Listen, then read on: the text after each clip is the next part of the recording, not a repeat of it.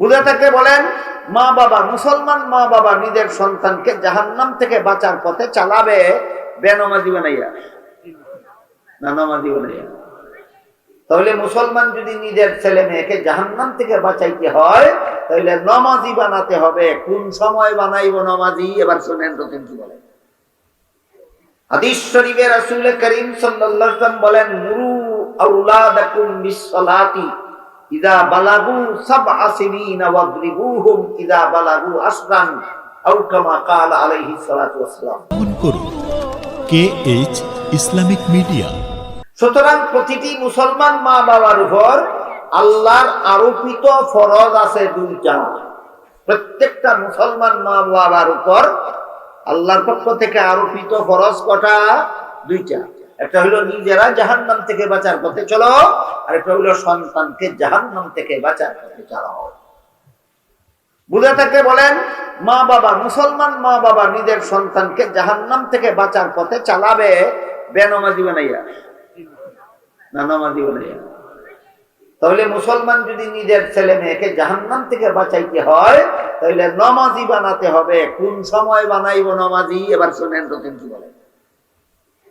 হাদিস শরীফে রাসূল করিম সাল্লাল্লাহু আলাইহি ওয়াসাল্লাম বলেন, মুরু আওলাদাকুম বিসসালাতি ইযা বালাগু সাবআ সিনিনা ওয়াদরিবুহুম ইযা বালাগু আশরান আও কামা ক্বালা আলাইহিস সালাতু ওয়াসসালাম। হে আমার উম্মত মুসলমানেরা, তোমাদের সন্তান ছেলে হোক মেয়ে হোক তাদেরকে 7 বছরের সময় নামাজের আদেশ করো। 10 বছর বয়স্ক কোনো মুসলমানের বাচ্চা যদি নামাজ পড়তে না চায়, রাসূল বলেন মা বাবার দায়িত্ব হলো তাকে শাসন করে নামাজি বানাও। তাহলে আল্লাহর রাসূল বলেছেন, আমি আমার ছেলে মেয়েকে নামাজের আদেশ করব কত বছর বয়সে? 7 বছর। তাহলে নামাজ শিখাইব কি 17 বছর বয়সে না 7 বছরের আগে? 7 বছরের আগে যদি আপনার ছেলেকে নামাজ শিখান তবেই 7 বছরের সময় নামাজের আদেশ করতে পারবেন।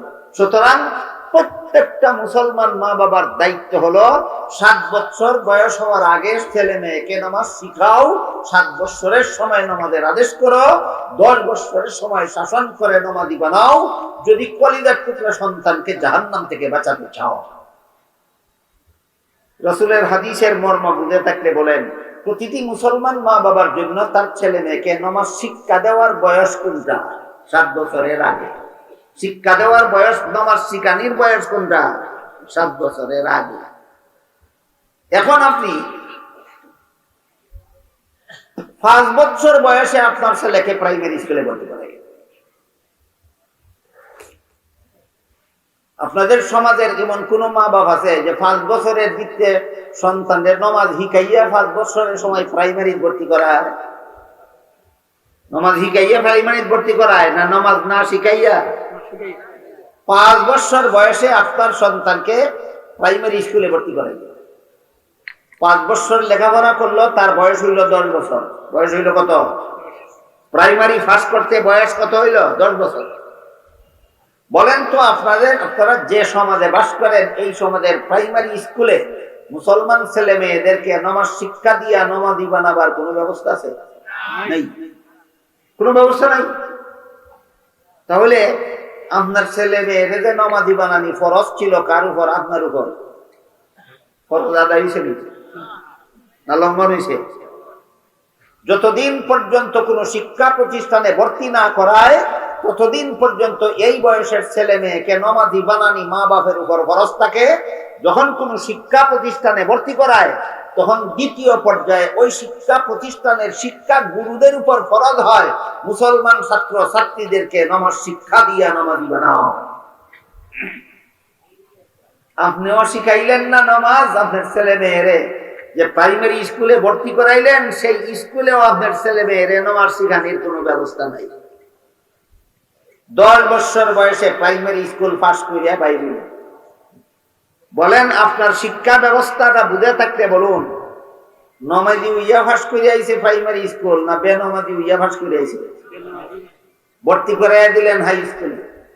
এবার বলেন হাই স্কুলে মুসলমান ছাত্র ছাত্রীদেরকে নামাজ শিক্ষা দেওয়ার কোন ব্যবস্থা আছে? নাই। হাই স্কুলে পড়লো আরো 5 বছর, হইল তার বয়স 15 বছর। হাই স্কুল থেকেও বেনামাজি অবস্থায় সে লেখাপড়া শেষ করে ইয়া কলেজে ভর্তি, কলেজ থেকে 20 বছর বয়সে পাশ করে আসলো। এই primary school, high school, college আপনার কলিজার টুকরা ছেলেকে মেয়েকে পাক্কা বেনামাজি বানাইয়া দিল। যে লেখাপড়া মুসলমানের সন্তানকে বেনামাজি বানায়, যে লেখাপড়া মুসলমানের সন্তানকে নমাজি বানায় না, নমাজি বানাবার ব্যবস্থা নাই, এমন লেখাপড়া মুসলমানের জন্য হালাল নয়, হারাম।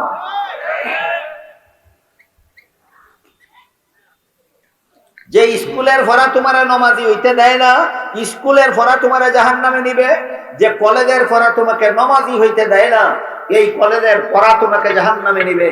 যে ভার্সিটির পড়া তোমাকে নমাজি হতে দেয় না, সেই ভার্সিটির পড়া তোমাকে জাহান্নামে নিবে। কাজেই আপনি যদি স্কুল, কলেজ, ভার্সিটিতে পড়েও জাহান্নাম থেকে বাঁচতে চান, তাহলে এই সমস্ত অনৈসলামিক শিক্ষা প্রতিষ্ঠানে ভর্তি হওয়ার আগেই আপনার সন্তানকে নমাজি বানান। আগে নমাজি বানাও, তারপরে প্রাইমারি স্কুলে পড়াও। এই পড়া তোমার ছেলে মেয়েরা জাহান্নামে নিতে পারবে না। আগে ছেলে মেয়েরা নমাজি বানাও, তারপরে হাই স্কুলে ভর্তি করো। এই পড়া তোমার ছেলে মেয়েরা জাহান্নামে নিতে পারবে না। আগে নমাজি বানাও, পরে কলেজে ভর্তি করো। কলেজের পড়া তোমার ছেলে মেয়েকে জাহান্নামে নিতে পারবে না। বুঝে থাকতে বলেন, স্কুল কলেজে ইচ্ছা মতো পড়লেই হয় না? একটা ব্যবস্থা আছে, এই ব্যবস্থা মতে পড়া হারাম, আর এক ব্যবস্থা মতো হালাল। আসেনি? কিভাবে স্কুলে পড়লে হালাল হবে আর কিভাবে পড়লে হারাম হবে কে জানে? একমাত্র আলিমগণ জানেন। সুতরাং আমার স্কুলের পড়া যেন আমার ছেলে মেয়েকে জাহান্নামে না নেয়, আমার কলেজের পড়া যেন আমার ছেলে মেয়েকে জাহান্নামে না নেয়, আমার ভার্সিটির পড়া যেন আমার ছেলে মেয়েকে জাহান্নামে না নেয়। এই যদি উদ্দেশ্য থাকে, ইচ্ছা থাকে, তাহলে ছেলে মেয়েকে স্কুল, কলেজ, ভার্সিটিতে পড়াতে হবে আলেমগণের পরামর্শ মতো। আলেমগণের পরামর্শ।